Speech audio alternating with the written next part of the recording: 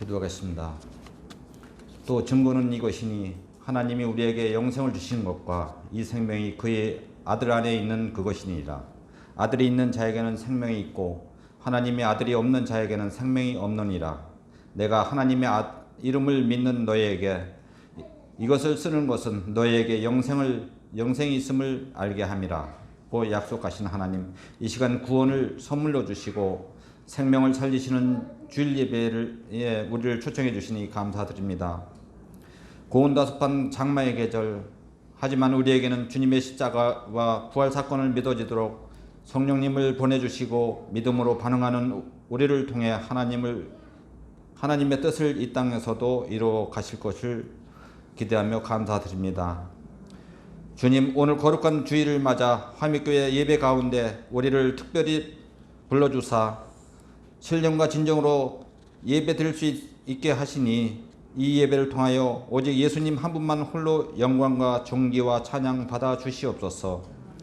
회개하라, 천국이 가까웠느니라 라고 말씀하신 하나님, 지난 한 주간을 바라보면 입술로는 주님을 부르짖었지만 가정과 직장에서 그리스도의 은혜로 형제된 우리들이 미움과 다툼과 시기와 질투를 일삼았습니다. 저희 화미교회가 담임 목사님을 중심으로 모든 교회들이 하나 되어 세계 곳곳에 전염 중인 코로나의 빠른 종식을 위하여 또 나락으로 떨어진 경제 회복과 국가의 안위를 위하여 저희의 간절한 기도로서 죄인된 저희들이 간구하오니 저희를 불쌍히 여기사 저희의 기도를 들어주시옵소서. 하나님의 일하시는 것을 직접 볼 수 있도록 능력을 보여 주시옵소서. 또한 저희의 잘못을 예수 그리스도의 보혈의 피로 정결함을 주시옵소서. 은총을 베풀어 주시는 주님, 저희 교회를 위하여 기도합니다. 저희 교회를 찾는 불신자들의 발길을 붙잡아 주시는 역사가 임하도록 간구하오며 오는 사람 강건하지 아니하고 떠나는 사람 붙잡지 아니하고 오직 그들의 심령을 위해 기도하는 우리 모두가 되기를 원합니다. 슬플 때 위로받을 수 있고 기쁠 때 함께 웃는 형제자매들이 되게 하시고 지칠 때는 서로 도와 함께 어깨 동무하며 힘을 주는 어머니와 같은 교회가 되게 하여 주시옵소서. 그리하여 모든 형제자매들의 심령이 주님의 말씀으로 가득 차 풍성한 영성을 지닌 교회가 되길 원합니다. 사랑의 하나님, 우리 공동체의 형제자매들을 위해 기도합니다. 물질로 인하여 어려움을 겪는 형제자매들, 환경으로 인하여 시험에 들어있는 형제자매들을 위해 성령께서 위로하여 주시옵고 지혜와 능력을 주시어 힘있게 일어나 소망을 지니고 주님 앞으로 나아가는 우리 모두가 되기를 원합니다. 은총 베풀어 주시옵소서. 병마에 시달려 주님 앞으로 나아가지 못하는 자들에게 신령을 이루어서 주님을 바라보는 저들에게 치유의 역사가 임하여 하나님의 영광이 나타나기를 간구합니다. 오늘도 단위에서 말씀을 증거하시는 목사님을 위하여 간구합니다. 목사님에게 늘 강건함을 주시옵고 엘리야의 영감을 7배나 더하게 하여 주시옵소서. 모세에게 주셨던 큰 권능을 주옵소서.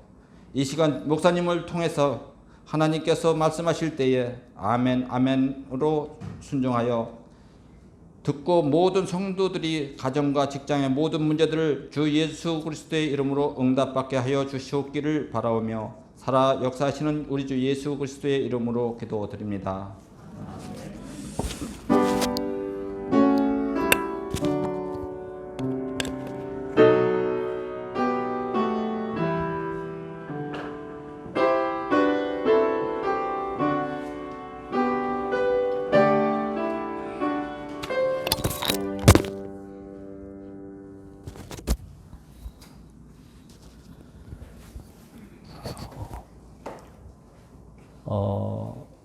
제가 사실은 설교 준비를 하고 있는 게 이 본문이 아니었습니다. 누가 저한테 묻더라고요. 목사님은 여당입니까? 야당입니까? 묻길래 제가 나는 여당도 아니고 야당도 아니고 예배당이라 그랬어요. 제가 정말이거든요. 예배당이거든요. 제가 여당도 아니고 야당도 아니고. 제가 생각하는 정치를 보는 눈은 그렇습니다. 횡으로 옮겨 다닐 수 있어야 된다고 생각합니다. 그래서 여기에 대해서 이제 제가 여러 책들을 좀 보면서 교인들에게 내가 속한 당과 정파가 아니라 성경적인 가치를 가지고 볼 수 있는 어떤 기준을 좀 말씀을 드려야 되겠다 생각해서 이제 그것을 좀 준비하고 있었는데 또 갑자기 한 사건이 더 이제 안타까운 일이 일어나서 이건 그러면 안 되겠다. 이건 좀 너무 민감한 사안이 되겠다 싶어서 제가 좀 한 주 미뤘습니다. 그래서 준비를 약간 좀 다른 주제로 했습니다. 오늘 여호와는 나의 목자시니 이런 제목으로 말씀을 전하겠습니다. 높은 또 숭의교회를 담임하셨던 지금 조금 암이 걸리셔가지고 치료를 받고 있고 아침에 이제 유튜브로 이제 방송을 하시는 김동호 목사님이라고 아실 겁니다. 이 목사님께서 자기 집안의 일을 고백한 적이 있습니다. 목사님의 어머니께서 이제 방광 수술을 받아야 하는 일이 생겼습니다. 그래서 기독교 계통에 이제 영동 세브란스 병원에서 수술을 받기로 했는데 수술 전날 사촌 동생으로부터 전화가 왔답니다. 내용은 그 수술 안 받는 것이 좋다는 거예요. 왜냐하면 자기 장모도 그 수술을 받았는데 결과가 별로 좋지 않게 나타났다는 겁니다. 동생의 말로는 방광이 1mm 올라가도 안 되고 1mm 내려와도 안 되는데 이게 거의 불가능한 일이라는 겁니다. 그럼에도 목사님은 수술을 하기로 작정을 했습니다. 의사가 완벽할 수는 없으나 그래도 병에 관한 한은 누가 뭐래도 의사가 가장 정확한 판단을 내릴 확률이 높은 사람이라고 목사님은 생각하고 믿었기 때문입니다. 그래도 많이 불안하죠. 수술 받기로 한 날 아침에 혹시 병원에 누구 아는 의사가 없는가 궁금하더랍니다. 병원에 아무래도 아는 의사 있으면 도움이 되잖아요. 그래서 세브란스 병원은 또 기독교 계통의 병원이라 예배를 드립니다. 그래서 병원의 예배 주보를 딱 봤더니 주보 앞면에 원목과 그 병원의 원장 이름이 기록되어 있는데 그 원장이 목사님이 개인적으로 잘 아는 분이더래요. 우리 같으면 어떡합니까? 아싸, 이제 구세주 만났다. 이제 그러면서 이제 기뻐했을 텐데 목사님도 어쩔 수 없는 인간이라 너무 기뻐서 단걸음에 이제 원장실로 가려고 하다가 그 자리에서 발걸음을 멈추었답니다. 그때 어떤 마음의 깨달음이 왔는데 그건 원장이 도와줄 수 있는 일이 아니라는 거죠.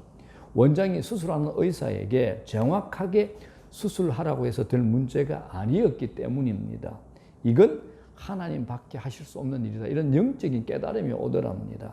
그래서 가던 발걸음을 멈추고 병원 복도에 있는 의자에 앉아 하나님께 간절히 기도했는데 오늘 우리가 보고 있는 이 시편 23편 1절 말씀이 떠오르더랍니다. 여호와는 나의 목자시니 내게 부족함이 없으리로다. 그냥 그 말씀이 믿어졌습니다. 이 목사님이 이 말씀 가지고 얼마나 설교 많이 했겠습니까? 얼마나 많이 읽었겠습니까? 목사들은 성경 얼마나 많이 읽어요? 얼마나 자주 읽고 묵상했겠습니까? 그런데 그날 아침에 이 말씀이 떠올라서 그냥 믿어지더랍니다. 그리고 이제 수술을 받았어요. 그런데 믿음대로 됐습니다. 정말 완벽하게 수술이 잘 마무리되었습니다. 그리고 이제 목사님께서 이런 고백을 냈어요. 남들은 대수롭지 않게 생각할지 모릅니다. 우연이라고 생각할 수도 있고 의사가 수술을 잘했기 때문이라고 생각할 수도 있습니다. 그러나 저는 그렇게 생각하지 않습니다.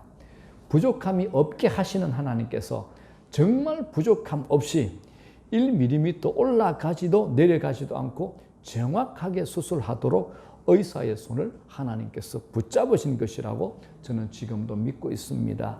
라는 고백을 이제 김동호 목사님이 하셨습니다. 이게 여러분 여호와는 나의 목자시니 내게 부족함이 없으리로다 라는 체험과 경험이 되는 겁니다. 여러분 이런 경험 없나요? 없으신가요? 화미교회 교인들은 많은데 이제 잘 생각하셔야 됩니다. 이거 많습니다. 저희들은. 그렇기 때문에 신앙의 핵심이 뭐냐? 세 가지로 정리할 수 있습니다. 첫 번째가 뭡니까? 하나님을 아는 것. 둘째가 뭐죠?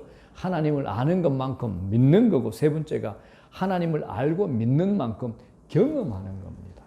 경험이 되어주셔야 됩니다. 경험되어 주셔야 됩니다. 여러분들. 나는 하나님 믿습니다. 아멘이라고 입으로 말하고 신앙 고백하는데 하나님 경험하지 못하고 그분의 능력을 체험하지 못했다면 그 고백은 힘이 약해질 수밖에 없습니다. 하면서도 이게 정말 그럴까 아닐까 의심할 수밖에 없는 겁니다. 그래서 제가 오늘 말씀을 통해서 왜 우리가 하나님을 체험해야 되고 체험할 수 있는 방법이 무엇인가를 한번 저와 여러분들이 함께 나누고 은혜 받기를 소망합니다. 자, 우리 인생이 뭐냐? 세상 급박하게 돌아가는 거 있잖아요. 제가 어제 한번 초도 예배가 있어가지고 코로나 사태 이런 거 막 얘기하다 보니까 아주 젊은 자매가 이런 얘기를 하더라고. 나는 젊은 사람은 그런 생각 안 할 줄 알았는데, 목사님 정말 주님 재림하실 때가 다 된 것 같다 얘기하더라고. 뭐 이런 이 자매가 뭐 균형이 없는 자매도 아니고 공부를 안 한 자매도 아니고 아주 뛰어나고 총명하고 지혜로운 자매인데 그 얘기를 하더라고요. 그래서 야, 이거 젊은 분들까지 이렇게 느끼는구나라는 그 마음을 제가 가졌습니다. 우리 인생이 마치 험한 바다에서 배를 운행해야 하는 항로와 같습니다. 그죠? 우리가 큰 배가 전복되는 거 보지 않아요. 이게 마치 우리 인생 같습니다. 큰 배가 전복되는데 마치 우리 인생 같습니다. 누가 그 배를 탔는데, 그런 큰 배를 탔는데 그렇게 되리라고 상상이나 했겠습니까? 우리 인생이다 이겁니다. 마찬가지로 내가 하고 있는 일이나 내가 몸담고 있는 직장에서 자칫 한 발만 잘못 내디디면 우리의 행복을 빼앗기는 수많은 암초들을 우리가 만나게 됩니다. 제가 한번 세미나에 갔더니 그 김윤희 교수라고 있습니다. 그 CCC의 박성민 회장 그 와이프인데, 횃불 트리니티 신학대학원 원장인데, 그분이 이제 젊은 청년들 데리고 성경 공부를 하고 있는데, 뭐 LG, 삼성 이런 애들 데리고 이제 얘기를 하고 있더라고. 그래서 이제 이런 얘기를 해요. 세미나 중에서 목사님 교회 청년들한테 잘해 주시기 바랍니다. 그래요. 그래서 왜요? 하고 잘 들어보니까 청년들이 그때 고백을 하는데, 자기들이 업무 하나 잘못하게 되면, 뭐 하나 문서 하나 잘못 꾸미고 잘못 보고하게 되고 잘못 자료 한번 내게 되면 감옥에 갈 수 있고, 죄를 자기들 모아놓은 거 다 뺏길 수 있고, 이런 위태위한 일들이 너무 많더랍니다. 이제 그렇게 얘기를 하더랍니다. 뭐 사실 그럴 수 있죠. 정말 우리 행복을 빼앗아가는 수많은 암초들 우리 앞에 있잖아요. 여러분, 그래서 오늘 본문이 우리가 어떻게 하면 하나밖에 없는 우리 인생을 실패하지 않고 아름답고 풍성한 삶을 살아갈 수 있을지 가장 좋은 방법, 늘 우리가 잘 듣는 그 방법을 다시 한번 생각해 보자는 겁니다. 그게 뭐냐? 제일 먼저 하나님께 우리가 맡기는 겁니다. 신앙이 뭐냐? 하나님께 맡기는 겁니다. 그래서 저는 이렇게 얘기합니다. 맡길 줄 아는 것이 능력이다 얘기합니다. 맡길 줄 아는 것이 능력입니다, 여러분들. 오늘 말씀은 하나님을 목자로 우리는 뭐로 비유하나요? 양으로 비유하죠. 짐승들 중에서 잘 알죠. 사람에게 가장 의존적인 짐승이 뭐냐? 양입니다. 양은 방향 감각이 없어요. 방향 감각이 없는 동물입니다. 자기 집에 쉽게 찾아오지 못합니다. 풀끝에 닿은 이제 코끝이 움직인 대로 가요. 그리고 또 양은 무력한 존재입니다. 힘이 센 동물에 대해서 자신을 방해할 대비책이 없습니다. 겁이 많아서 하찮은 토끼 한 마리에 출현해도 떼거리로 양들이 이제 혼비백산하기도 합니다. 더불어 양은 또 쉽게 더러움을 타기도 합니다. 아무리 양을 쓰다듬어도 결이 나지 않는데요. 또 양은 애완용으로 적절하지 않습니다. 그런데 이러한 양의 모든 문제를 목자를 만나는 순간에 해결이 됩니다. 목자가 양을 인도하면 양이 보호받을 수 있고 식김을 받을 수 있기 때문입니다. 그래서 짐승들 중에서 사람에게 가장 의존적인 짐승이 양이 됩니다. 다른 짐승들은 주인의 도움 없이는 어느 정도 살아남을 수 있지만 양은 목자의 도움 없이는 아무것도 할 수 없습니다. 그래서 성경이 하나님과 우리의 관계를 여러 곳에서 목자와 양의 관계로 비유하고 있는 겁니다. 원래 우리들도 하나님 믿기 전에는 결코 양이 아니었습니다. 우리 스스로 힘으로 살아나가는 야생 동물 같았죠. 어르렁대는 야생 동물 같았습니다. 그런데 하나님을 알고 믿고 난 이후에는 모든 것을 하나님께 맡기면서 스스로 힘으로 아무것도 할 수 없는 의존적인 존재가 되어버리고 만 겁니다. 자, 그런데 하나님께서는 이런 양떼들의 목자가 되어주시는 것을 기뻐하십니다. 그래서 하나님께서 오늘 말씀처럼 우리를 푸른 초장과 물가로 인도하시고 사망의 엄침한 골짜기에도 지켜주신다는 겁니다. 원수들이 우리 생명을 빼앗으려고 할 때 원수들 다 내쫓아주시고 심지어 원수들이 보는 내 눈앞에서 우리를 위해서 너 이겼다. 내가 이긴 거지만 너가 이긴 거야 하면서 큰 잔치를 베풀어 주시고 큰 상을 차려주신다는 겁니다.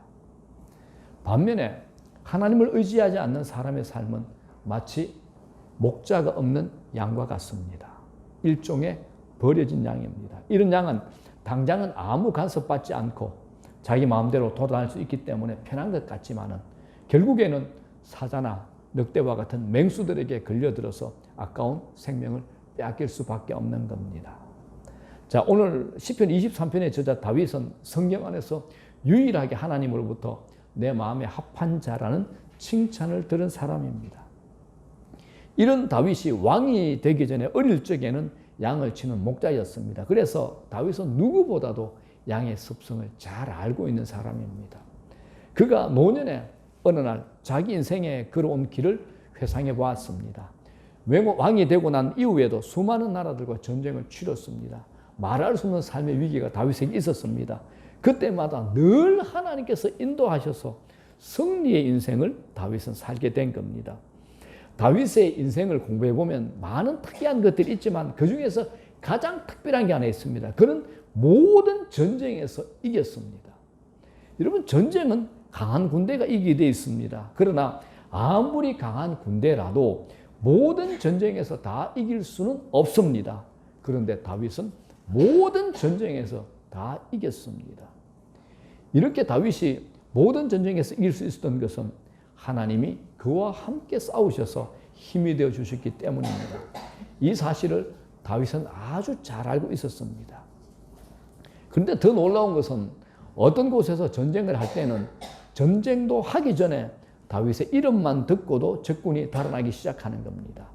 강한 자들이 맥도 못 추고 항복하는 겁니다.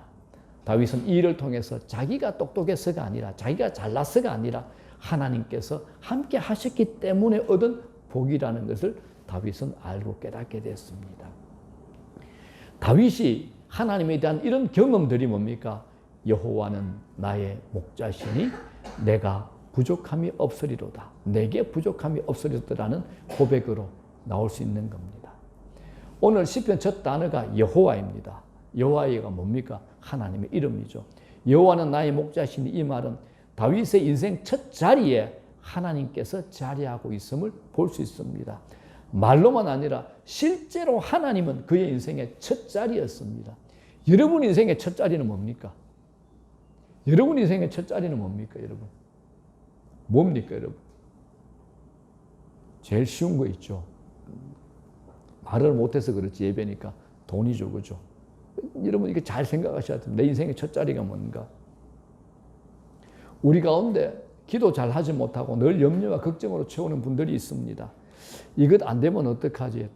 돈이 얼마 부족한데 내 병이 빨리 나아야 될 텐데 이런 염려에 사로잡혀 환경에 짓눌려 사는 분들이 있을 겁니다. 그렇다면 그 염려의 말, 그 첫 자리에 하나님을 한번 놓아 보십시오. 그러면 기도가 됩니다. 이것 안 되면 어떡하지라는 염려 앞에 하나님을 갖다 놓게 되면 하나님 이것 안 되면 어떡하죠? 하나님 될 수 있도록 도와주십시오 라고 기도문이 열리게 됩니다. 내 병이 빨리 나아야 될 텐데 라는 고민과 문제에 하나님의 자리를 내어드리면 하나님 내 병이 낫기를 원합니다 라는 기도문으로 바뀌게 됩니다. 내가 하는 말의 첫 자리에 주어를 하나님으로 한번 바꿔보십시오. 그러면 신비한 일들이 생겨날 겁니다. 자신이 변했다는 것도 알게 될 겁니다. 자, 여러분. 자, 그렇다면 여호와는 나의 목자시니라고 고백하려면 우리가 어떻게 해야 될까요? 왜 아무나 가슴이 터질 만큼, 감격이 터질 만큼 여호와는 나의 목자시니라고 고백할 수 없을까요? 왜냐하면 아무나 하나님을 향해서 나의 목자라고 부를 수 없기 때문에 그렇습니다. 우리가 반드시 거쳐야 될 하나의 관문이 있습니다. 이걸 거치셔야 됩니다. 요한복음 10장 9절에 그 관문이 이렇게 나와 있습니다. 예수님께서 이렇게 말씀하셨죠. 친히 내가 문이니 누구든지 나로 말미암아 들어가면 구원을 받고라고 말씀하신 겁니다. 예수님께서 요한복음의 목자와 양의 이야기를 설명하는 가운데 직접 하셨던 말씀입니다. 예수라는 문을 통과해야 된다는 겁니다. 그 문을 통과한 양이어야 꼴을 먹고 구원을 얻는 역사가 일어나게 됩니다. 예수님을 인격적으로 만나는 경험을 해야 한다는 겁니다. 여러분 가운데 아직도 예수님을 인격적으로 만나지 못한 분이 있다면 이 경험하시기를 주의 이름으로 축복합니다. 우리가 예수님을 인격적으로 만난다 그러니까 인격적으로 만나는 게 뭐예요? 라고 저한테 많이 물어봐요. 제자 훈련 시간에도. 인격적으로 만나는 게 이겁니다. 인격이 뭐죠? 지정입니다. 인격은 내 생각으로, 내 지식으로, 내 감정으로, 그리고 내가 선택하는 내 삶의 의지의 모든 행동들, 그것 전부를 예수님을 만나야 된다는 겁니다. 우리는 내 생각만 예수님께 맡기고 행동을 맡기지 않는 경우가 너무 많습니다. 생각과 기도는 예수님께 맡긴다 했는데 막상 선택과 결제는 예수님과 전혀 상관없는 일들을 하게 되는 게 너무 많습니다. 그건 순종이 아니죠. 그건 예수님 믿는 게 아닙니다. 믿는다는 것은 내 생각과 내 감정과 내 의지, 내 행동의 모든 것을 다 그분께 맡기는 거, 이게 믿는 거죠. 생각은 믿는데 내 감정은 믿지 않아요. 안 믿는 거죠. 생각은 믿는데 행동이 따라가지 않고 순종 안 해요. 안 믿는 겁니다, 여러분. 이거는 잘 생각해 보십시오. 입으로 하는 것은 립 서비스죠. 예수님한테 립 서비스 하는 겁니다. 내가 행동으로 하고 있는가까지 보셔야 되는 겁니다. 이게 지정입니다, 여러분들. 자, 여러분, 우리가 많은 사람들이 교회 생활에 익숙합니다. 종교적인 말 정말 잘합니다. 사랑합니다. 축복합니다. 내가 대신 기도할게요. 얼마나 아프겠어요. 참 상처되겠다. 정말 잘합니다. 신앙의 두리뭉실한 것은 우리가 많이 익혀서 성도 같긴 하는데, 그런데 예수 그리스도를 인격적으로 만나는 경험을 하지 못한 분들이 의외로 너무 많습니다. 그런 분들이 문을 통과해야 됩니다. 그 문이 누구죠? 예수 그리스도이십니다. 예수 그리스도를 통과해야 예수 그리스도를 만나게 되고 하나님의 자녀가 되고 하나님 향해서 내 목자가 되십니다. 주님이 내 목자 되시기 때문에 주님 한 분으로 충분합니다라고 고백할 수 있게 되는 겁니다. 이거 암송만 한다고 되는 건 아닙니다. 예수 그리스도를 믿는 분명한 인격적인 경험이 있어야 된다는 겁니다. 다윗이 그 많은 동물 중에 자신을 양으로 비유하고 있습니다. 우리는 양이지 사자나 곰이 아니라는 겁니다. 이 말은 우리는 스스로를 지킬 만한 능력을 가진 존재가 아니라는 다윗의 고백입니다. 다윗은 왕이죠.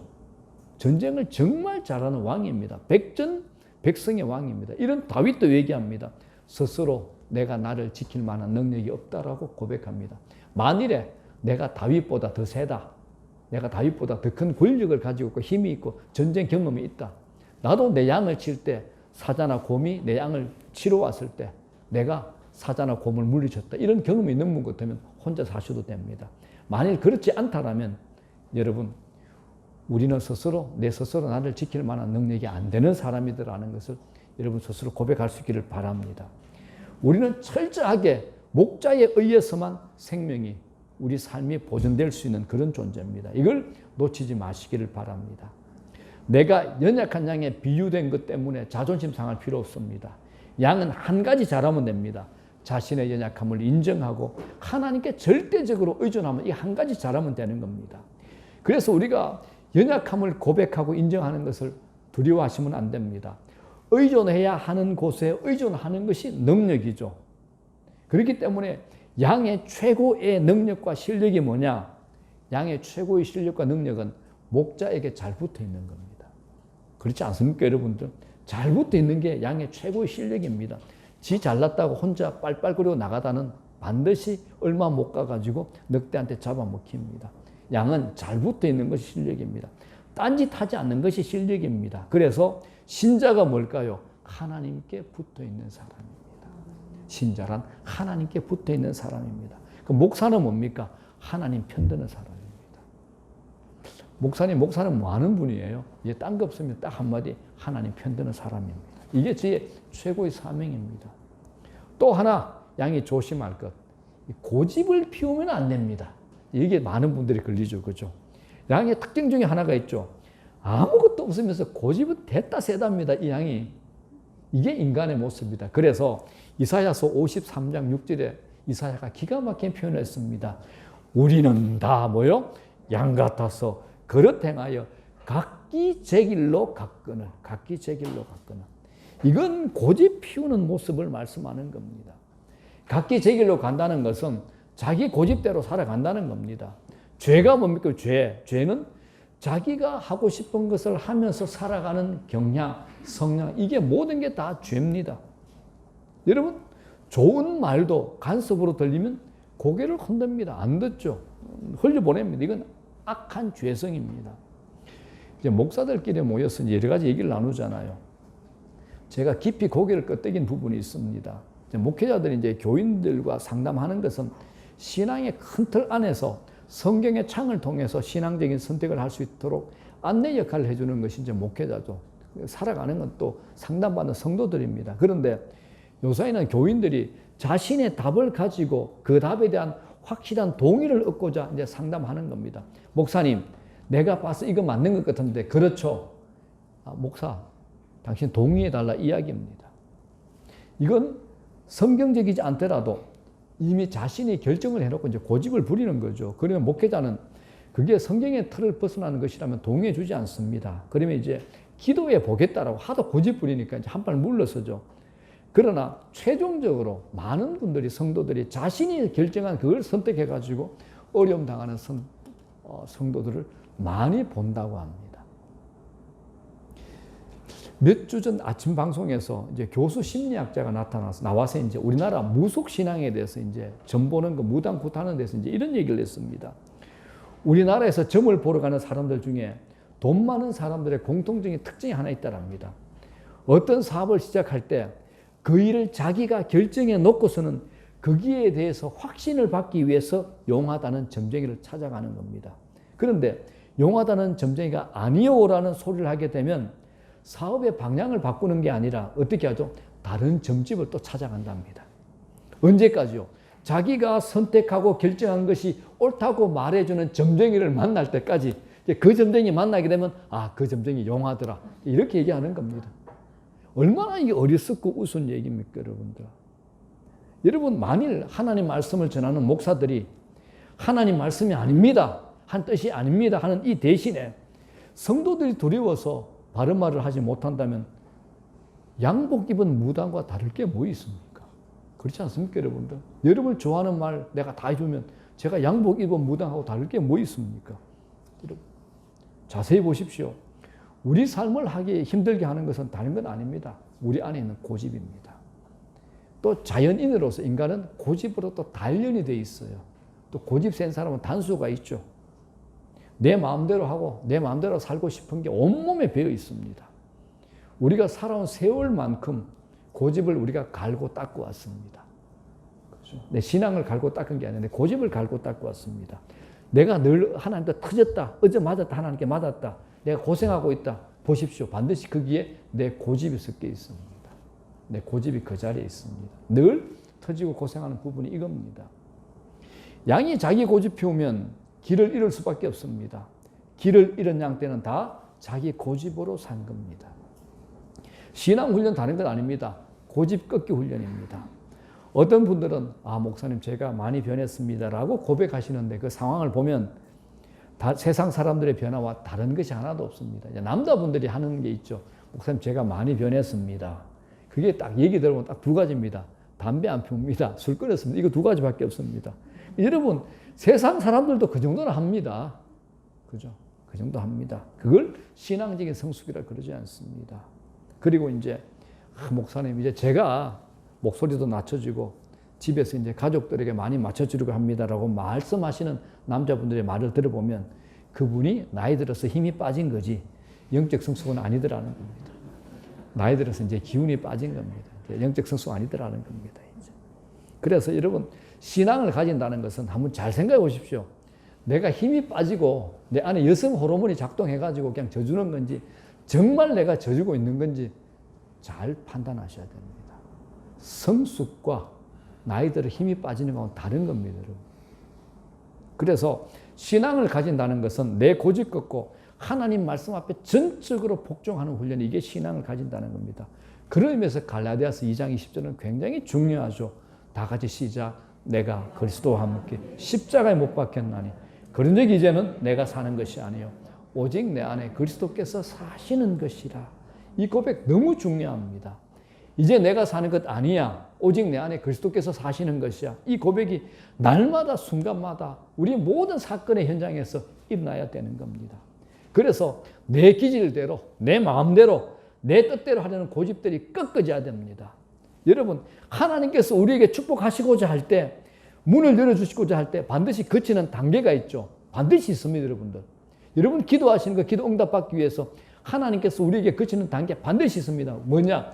우리 믿음을 달아봅니다. 믿음을 달아보신다는 겁니다. 우리 믿음을 달아보시는 방법이 한 가지 있죠. 우리가 말씀에 순종하고 있는가 하고 있지 않는가 이겁니다, 여러분들. 내 고집, 내 방식, 내 경험을 여전히 붙들고 있는가 아니면 하나님께서 하시는 말씀의 방향대로 가고 있는가 이걸 테스트 하신다는 겁니다.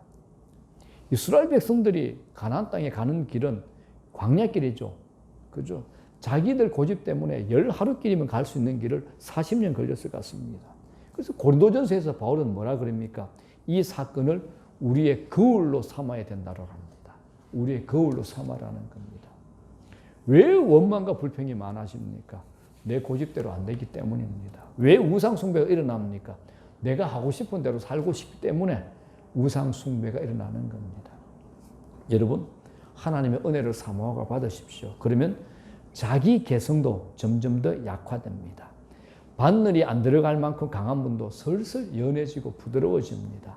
자기 스타일이 죽어갑니다. 다른 사람들 속에 어떤 사람 안에든지 묻힐 줄 아는 사람으로 변하게 되는 겁니다. 여러분 스타일 죽으셔야 됩니다. 미안한데 목사님 내 개성인데요. 내 자존심인데요. 아니요. 여러분들 안에 있는 거 별로 이쁜 거 안 나옵니다. 인간이 그렇게 멋지지 않습니다. 우리가 뭐가 나와야 될까요? 내 스타일이 아니라 예수 스타일이 나와야 됩니다. 이건 거룩한 거죠. 힘이 있는 거죠. 이 스타일은 상대를 살리는 겁니다. 이 스타일은 내가 속한 공동체를 살리는 겁니다. 여기는 거룩이 묻어 있습니다. 하나님의 힘, 하나님의 권위가 묻어 있습니다. 얼마나 멋지고 신비스러운데요. 여러분, 내 스타일이 아니라 예수 스타일이 나타나기를 주의 이름으로 축복합니다. 이게 양입니다. 이게 양이라는 겁니다. 여러분, 다시 한번 말씀드립니다. 나는 양입니다. 우리 양입니다. 우리 절대 목자 아닙니다. 우린 양입니다, 여러분들. 자기 위치 바로 아셔야 됩니다. 착각하시면 안 됩니다. 내 안에 있는 교만, 나 혼자 살아갈 수 있다는 교만과 고집을 버리고 목자의 인도를 따르기만 하면 그 다음은 목자 대신 주님께서 책임져 주신다는 겁니다. 자기 할 거 다 하고 자기 고집 부릴 거 다 고집 부리고 자기 마음대로 하면서 여호와는 나의 목자시니 내게 부족함이 없으리로다. 미안합니다. 표현이 좀 거친데 있다고 표현 안 하기 바랍니다. 그렇게 안 하셔야 됩니다, 여러분. 정말 자기 것 좀 내려놓고 내 고집 좀 꺾어놓고 하셔야 됩니다. 그게 여호와는 나의 목자시니라는 것이 내 안에 이루어지는 겁니다. 내게 부족함이 없으리로다라는 신비스러운 사건이 그때 발생하게 되는 겁니다. 쉽습니다. 자, 여러분 대답해 주십시오. 여러분 만족하십니까? 지금 삶에? 앞에 우리 규리만 고개 끄덕합니다. 여러분 만족하십니까? 우리 규리가 새벽기도 안 빠지거든요. 여러분 만족하십니까? 제가 오늘 기도할 얘기 안 합니다. 자신 있게 예라고 대답하는 분들은 거의 없을 겁니다. 그렇다면 만족하지 못하는 이유가 무엇일까요? 거의 대부분의 사람들이 돈 때문이라고 합니다. 돈이 부족해서죠, 그죠? 자, 그러면 제가 한번 예를 들어 보겠습니다. 우리나라에서 돈 많은 부자들이 사는 동네, 제가 성북동이나 평창동 가가지고 여러분 만족하십니까? 라고 묻는다면 그들은 예라고 대답하시겠습니까? 어떨 것 같아요? 제가 성북동 가서, 성북동 제가 조금 직장생활을 다녀봤거든요. 제가 좀 압니다. 저거는 어느 그룹 회장, 어느 뭐 중소기업 사장 집 좀 평창동 성북동 집들을 좀 압니다. 만약 그분들 뭐 자기 재산 수천억 되는 사람들, 그죠? 뭐 매출 수조되는 회사의 회장들 그런 분들 불러내 가지고 만족하십니까? 라고 묻는다면 그들은 돈이 넘치잖아요. 다 못 쓰잖아요. 그들은 예라고 대답할까요? 아닐 겁니다. 그죠? 성경에서 유일하게 하나님과 동등한 위치에 놓고 비교해 놓은 것 딱 하나 있습니다. 하나님과 동등한 위치. 뭘까요? 돈입니다. 그래서 누가복음 16장 13절 한번 볼게요. 이렇게 되어 있죠. 시작. 너희는 하나님과 재물을 겸하여 섬길 수 없느니라. 하나님과 재물을 겸하여 섬길 수 없느니라. 돈에 뭐가 있나요? 돈에는 힘이 있습니다. 그래서 공산주의 만든 사람, 유물론자 칼 막스가 이런 말을 했습니다. 나의 힘은 내가 가진 돈의 힘만큼 크다. 나는 못생겼지만 돈으로 가장 아름다운 여자를 살 수 있다. 내가 파렴치하고 어리석어도 돈이 존경을 받기 때문에 돈을 가지면 존경받을 수 있다. 돈만 있으면 부정적인 사람일지라도 결국 돈의 힘으로 인정받을 수 있다. 인간이 열망하는 모든 것을 돈으로 살 수 있으니 돈만 있으면 나는 인간의 모든 능력을 소유한 자가 아닌가라고 칼 막스가 얘기했습니다. 이 말이 맞나요, 여러분들? 진리는 아니지만 마치 이 말에 맞춰진 것처럼 지금 세상이 돌아가는 것 같습니다. 지금 이 세상을 보면 돈이 신이 된 것처럼 그런 힘을 가지고 있는 그런 세상입니다. 역사상 최고 부자가 있죠. 록펠러에게 어느 기자가 물었습니다. 사람은 얼마나 가지면 만족할 수 있나요? 미국 역사상 최고 부자 록펠러한테 물어봤습니다. 여러분 대답은 무엇입니까? 얼마나 가지면 만족할까요? 록펠러가 이런 대답을 했습니다. 내가 지금 가진 것보다 조금 더요. 지금 가진 것보다 조금 더.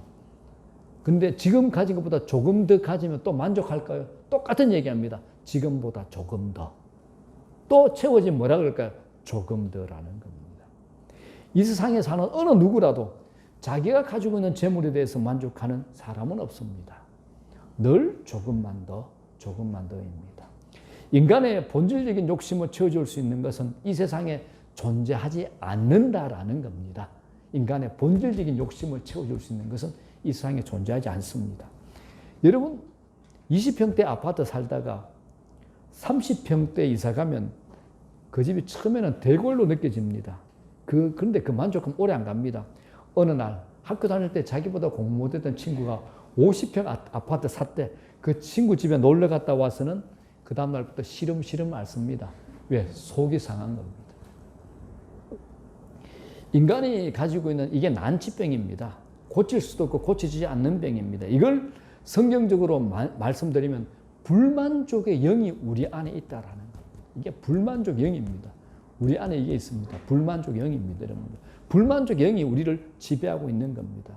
우리가 무언가를 가지면 만족할 수 있을 것이라는 착각을 여러분들 내려놓으십시오. 그게 절대 속지 마십시오.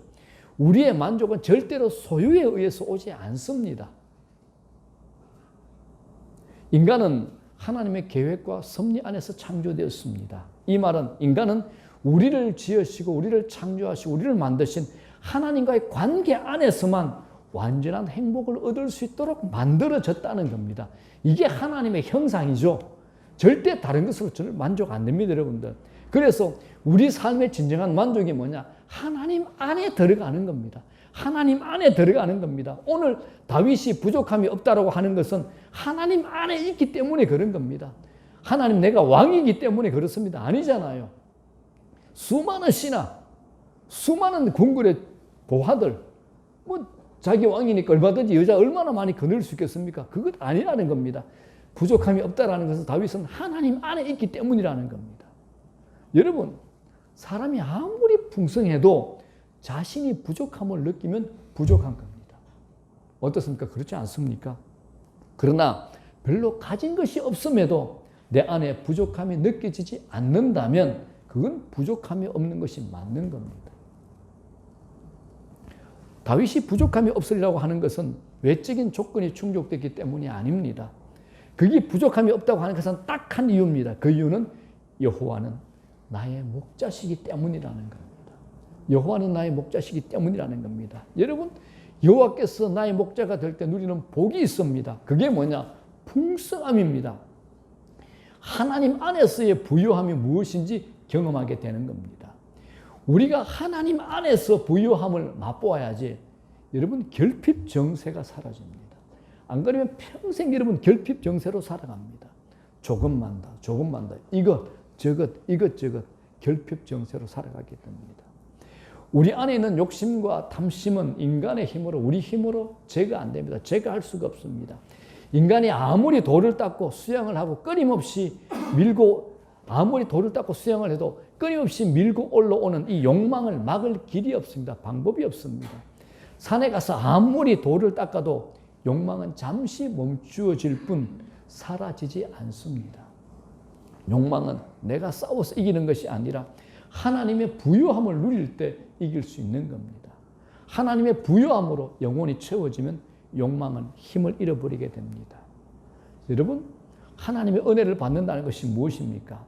은혜를 받게 되면 우리 안에 내적 부요함이 생기는 겁니다. 전에 무언가 없으면 살지 못할 것 같았는데 그런 것들이 하나 둘 사라지게 되는 겁니다. 전에는 그것이 그렇게 부러웠는데 이제 그것이 부럽지 않은 겁니다. 이게 거룩의 무관심 현상입니다. 여러분, 예수로 채워지면 내가 필요한 것이 뭔가라는 것이 선명하게 구분이 됩니다. 내가 가야 할 길, 내가 살아야 될 자기 인생, 자기 삶을 살 수 있게 되는 겁니다. 인생의 격까지 잔돌에 걸리지 않습니다. 그게 자기 인생 사는 거죠, 여러분.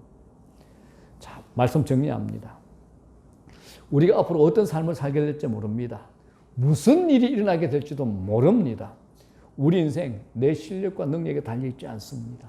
하나님 인도하심에 달려 있습니다. 목자에 의해서 우리 인생의 수준이 결정된다는 겁니다. 여러분, 우리 삶에 재앙이 있습니다. 재앙은 다른 것이 아닙니다. 잘못된 인도자 만나면 그건 그 인생 재앙이 되는 겁니다. 만약 여러분이 하나님 만나지 못하고 이단 교주를 만났다고 생각해 보십시오. 사람이 이단 교주가 내가 하나님이다. 그 이단 교주를 만났다고 생각해 보십시오. 인생 망치는 겁니다. 죽는 줄도 모르고 그 길 따라가게 되는 겁니다. 주위를 한번 살펴보십시오. 인생은 나를 누가 나를 인도해 주느냐에 따라서 그 인생은 달라집니다. 여러분의 인도자는 누구십니까? 나 외에 믿을 사람 없다고 마음을 닫고 힘겹게 살아가는 분들을 제가 볼 때가 있습니다. 얼마나 불행한 인생입니까?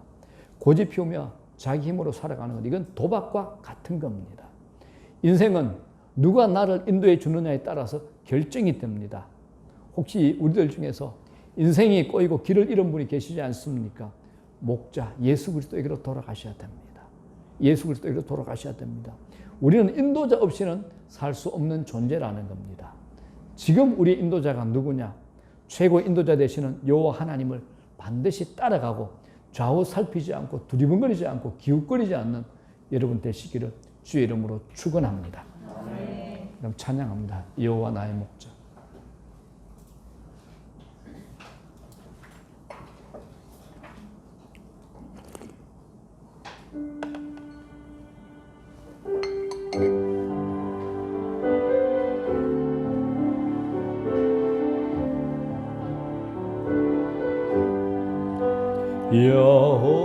여호와 나의 목자 내게 부족 없네. 푸르른 저장 위에 나의 몸 누이시네. 선한 목자 오 나의 생수가 넘치는 곳 나 인도하시네. 내 영혼 소생하며 자기 이름 위해 의의 길 인도하니 골짜기 두려움없네. 선한 목자 오 나의 목자여. 생수가 넘치는 곳 나 인도하시네. 주님의 지팡이가 아니하네. 나를 주께서 원수 앞에 상으로 베푸시네. 선한 목자 오 나의 목자여. 생수가 넘치는 곳 나 인도하시네. 기름을 머리 위에 바르시는 주님 평생의 선하심과 인자 따르리니 선한 목자 오 나의 목자여 생수가 넘치는 곳 나를 아시네. 자, 우리 한번 기도하겠습니다. 다윗의 시편 23편 여호와는 나의 목자시니 내게 부족함이 없으리로다. 이건 사실은 시편에서 결론으로 나와야 됩니다. 하나님께서 이렇게 나를 인도하셨기 때문에 여호와는 내게 목자 되셔서 부족함이 없습니다라고 결론이 돼야 되는데 다윗은 시편에 처음으로 이것으로 엽니다. 이건 자기 인생의 고백이죠. 한번 여러분들 한번 생각해 보시기 바랍니다. 정말 나는 하나님 한 분으로 부족함이 없는가? 그걸 믿음이라 그러고 그 믿음을 하나님이 기뻐하십니다. 우리 안에 있는 고집, 내 삶의 경험들, 내 안에 굳어져 있는 내 마음들, 이거 다 내려놓고 좀 꺾으시기 바랍니다. 내 자존심, 내 안에 내 것이 아니라 예수의 성품이 흘러나와야 됩니다. 내 입에서 예수의 말이 나와야 됩니다. 그게 힘이 있습니다. 사람을 살립니다. 나를 살려냅니다. 자, 오늘 제가 여호와 나의 목자신 이 말씀을 드렸는데 우리 각자가 여러분들에게 특히 와닿는 말씀으로 그 말씀 붙들고 우리 함께 우리 간절히 기도하는 시간을 갖도록 하겠습니다. 다 같이 기도드리겠습니다. 하나님 아버지, 하나님 아버지, 우리들에게 오늘도 은혜 주시니 감사합니다. 예, 여호와는 나의 목자시니 내게 부족함이 없으리로다. 여호와는 나의 목자시니 내게 부족함이 없으리로다. 여호와는 나의 목자시니 내게 부족함이 없으리로다. 예, 그렇습니다. 주님 한 분만으로 충분합니다. 예, 주님 한 분만으로 충분합니다. 주님 한 분이면 충분합니다. 아버지 감사합니다. 아버지 감사합니다. 주님 한 분이면 충분합니다. 아버지 감사합니다. 아버지 감사합니다. 아버지 감사합니다. 감사합니다. 내 고집 내 생각 다 내려놓게 하시고 내가 그리스도와 함께 십자가에 못 박혔나니 그런즉 이제 내가 사는 것 아니요 오직 내 안에 예수께서 삶을 알게 하소서. 우리는 다 양 같아서 그릇 행하여 각기 제 길로 가는 자들입니다. 아버지 우리에게 은혜를 주시옵소서. 우리에게 은혜를 주시옵소서. 우리에게 은혜를 주시옵소서. 은혜를 주시옵소서. 하나님 은혜를 주십시오.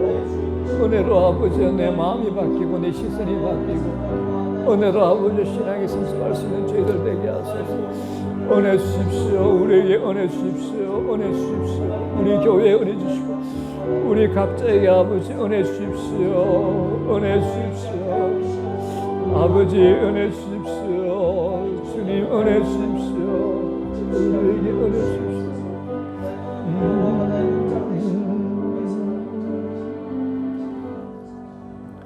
아버지 하나님, 정말 여호와는 나의 목자시니 내게 부족함이 없습니다. 주님 한 분으로 충분합니다.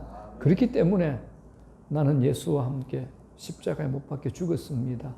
주님 이놈은 죽었습니다. 손희성이는 죽었습니다. 고백하는 죄를 되게 하옵소서. 우리 안에 그렇게 거룩한 것이 없습니다. 멋진 것이 없습니다.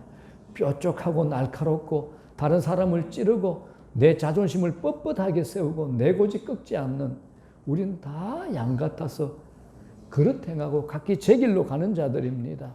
주님 오늘 말씀을 통해서 우리가 주님 앞에 올 수 있도록 주님 안에 머물 수 있는 저희들 되게 하여 주시옵소서. 단번에 우리가 거룩해질 수는 없지만 날마다 매 시간마다 하루하루 시간이 갈 때마다 매주일마다 더 주님을 향할 수 있는 거룩한 성숙이 있을 수 있도록 은혜를 다 하시옵소서. 주님 진심으로 고백합니다. 우리 삶의 선명한 내 삶의 주제, 핵심 주제가 될 수 있게 하옵소서. 여호와는 나의 목자시니 내게 부족함이 없으리로다. 예수님 이름으로 기도드리옵나이다. 아멘. 다시 한번 여호와는 나의 목자시니 결단하며 우리 앞에 마지막 찬양 올려드리겠습니다.